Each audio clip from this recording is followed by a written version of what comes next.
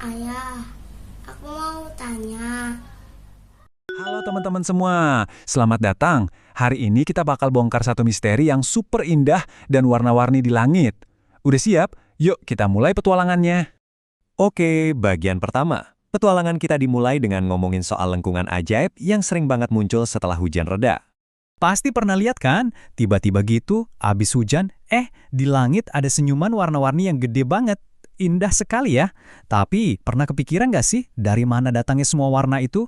Nah, ternyata Budi dan Siti juga penasaran banget loh. Pertanyaan mereka sama persis. Dan hari ini kita bakal bantu Budi dan Siti dan juga kalian semua buat nemuin jawabannya. Tahu nggak? Ternyata buat bikin pelangi itu ada resep rahasianya. Beneran loh, kayak kita mau bikin kue. Penasaran kan? Bahan-bahannya apa aja? Yuk kita intip bareng-bareng. Dan ini dia dua bahan utamanya. Kita cuma butuh sinar matahari yang cerah dan jutaan tetesan air hujan yang masih terbang-terbang di udara. Keduanya harus ada di waktu yang bersamaan.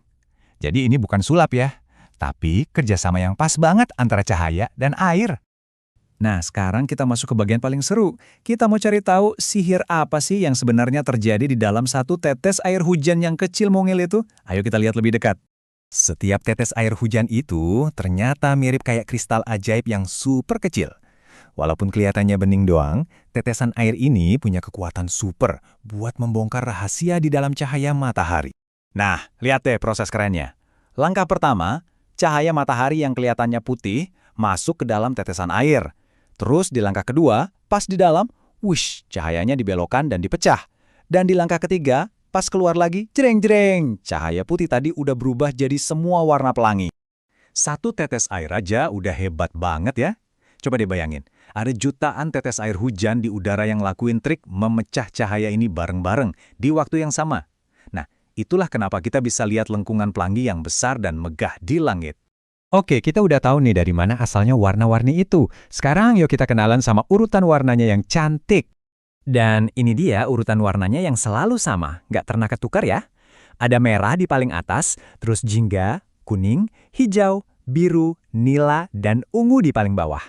Biar gampang hafal, ada singkatannya loh, Magiku Hibiniu.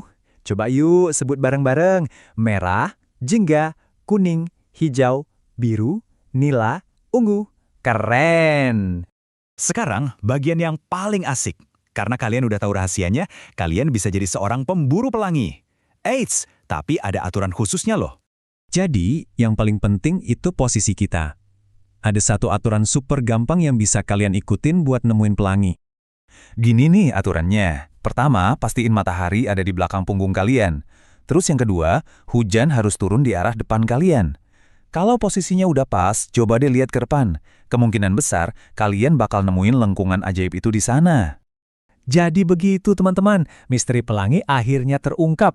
Bukan sihir, tapi sains yang indah banget. Sekarang, tiap kali kalian lihat pelangi, kalian tahu persis gimana cara terbentuknya. Keren kan?